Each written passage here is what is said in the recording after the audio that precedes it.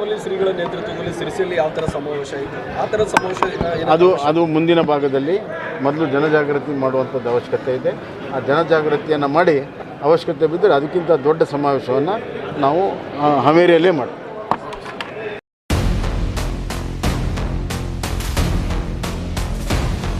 ಅವಶ್ಯಕತೆ ಬಿದ್ದರೆ ಅದಕ್ಕಿಂತ ದೊಡ್ಡ ಸಮಾವೇಶವನ್ನು ನಾವು ಹಾವೇರಿಯಲ್ಲೇ ಮಾಡ್ತೀವಿ.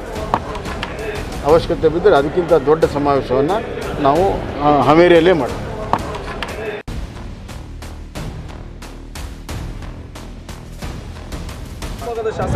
ಈಗ ನಾನು ಈಗಾಗಲೇ ಅಲ್ಲಿಯ ಉಸ್ತುವಾರಿ ಸಚಿವರು ಎಚ್ ಕೆ ಪಾಟೀಲ್ ಹತ್ರ ಮಾತಾಡಿದ್ದೇನೆ.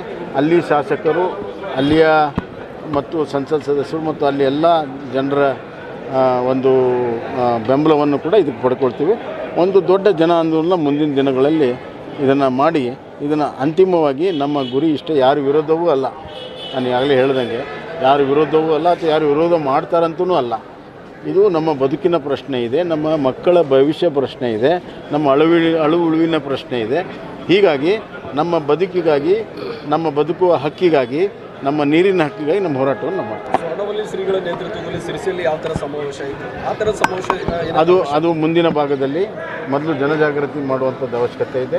ಆ ಜನಜಾಗೃತಿಯನ್ನು ಮಾಡಿ ಅವಶ್ಯಕತೆ ಬಿದ್ದರೆ ಅದಕ್ಕಿಂತ ದೊಡ್ಡ ಸಮಾವೇಶವನ್ನು ನಾವು ಹಾವೇರಿಯಲ್ಲೇ ಮಾಡ್ತೀವಿ.